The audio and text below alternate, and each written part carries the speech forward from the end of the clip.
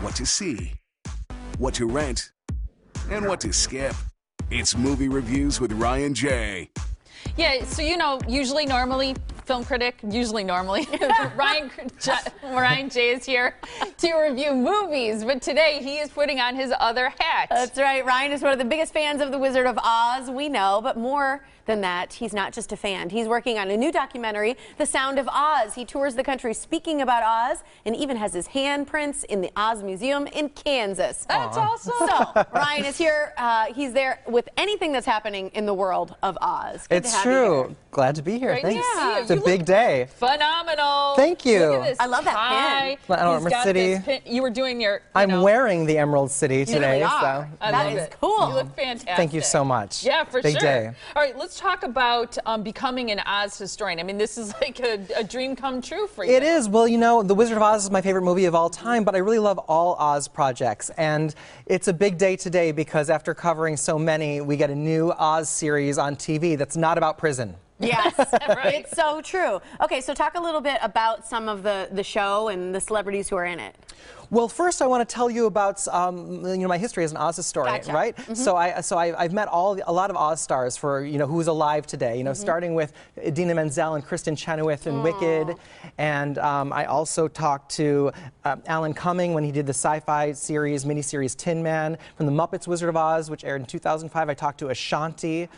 There. She played Dorothy there. Jerry Marin, who is the middle lollipop kid Munchkin, was one of the greatest honors of my life to meet him. And then, of course, I brought my interviews with the cast of Oz the Great and Powerful, James Franco, Mila Kunis, Zach Braff, here on the show, right? Legends of Oz in 2014 with Leah Michele, Martin Short, Jim Belushi there. And then for the 30th anniversary of Return to Oz, the Disney sequel, I met Emma Ridley, who is Ozma in that film. And then The Wiz Live, of course, last year was a really big deal for me here on NBC, met the whole cast. And that brings us to this year where we've got something new, and it's Emerald City. And there I am with Adria Arjona and Vincent D'Onofrio, Dorothy and the Wizard in this new series that premieres tonight. And it was such a dream come true for me to get to meet them. It's kind of like the cherry on the cake. That's my Oz collection, I think. Are the people that I'm getting to meet through my passion for this subject. I love it. All the people that have come together to play these iconic roles. So let's talk then about Emerald City, and that's airing tonight, right? Right.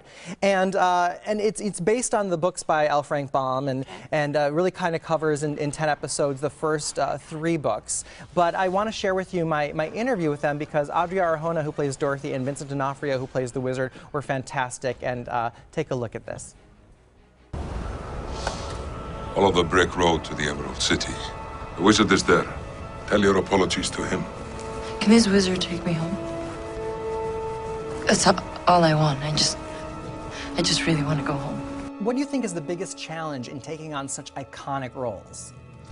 That. Yeah, the fact that they are, The fact that they are big shoes to fill. Yeah, so iconic. But I think that we put our trust in our director and in our script. And so many things are so different. Number one, I'm the Hispanic version of Dorothy. I can't play like Judy Garland played it. Plus, I'm such a big fan of what she did. I don't want to replicate it. I just wanted to create my own.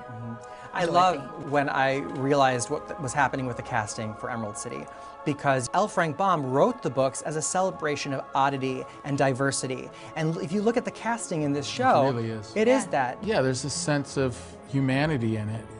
You would just be able to look around the room, and everybody had a different accent and was from a different place, but yet we were relating on all kinds of levels, no matter what our age or where we were from. We all were there to tell this dynamic story. So not just as actors, but as people, we were proof that we're really all the same. Witches. You may have outlawed their magic, but your people still love them. Because they don't know them. The most successful Oz projects in history have been musicals, have been colorful and bright. Wicked, The Wizard of Oz, The Wiz. But to the average Oz fan who's gonna compare it and doesn't see this necessarily as a place they want to dream to go to because it's violent and it's dark and it's a little dirty, what do you guys find appealing about the land of Oz and Emerald City? I just think it's a lot more realistic. It's a lot more grounded. You can identify with it eye to eye. And that's what I felt when I was in Oz. And I think that because we have 10 hours and you get to not just meet these people at a glance. You know, it's not just a lion who needs courage, but it's a man who has to figure out who he is. Identity. So if you put that kind of deep human stuff in a story and you surround it with this fantastical world, which is so interesting to look at because it's a visual feast, and also there's science and magic and mechanics in it that are just cool. Really cool. You know, really cool. We're not on the same side. If it's alive, kill it. If it's dead, bury it. Whatever it is, it doesn't come back to Emerald City. I am the Wizard of Oz!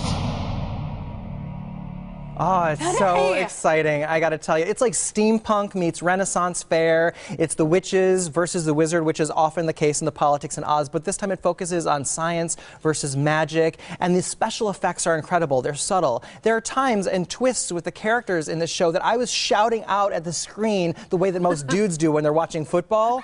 It's so exciting. I've already watched all 10 episodes, but I'm going to tell you, tonight's premiere event, which is 2 hours long, so much ground is covered. It's just fantastic. So it premieres tonight at 8 p.m. with a special 2-hour show. It's here on NBC, and I will be covering it each week for the next 9 weeks for the duration of the series here on The Blend. So I loved it. Fantastic. Watch tonight. I can't wait to see it. It's great. Yeah. Thanks so much, Ryan. Thank you too.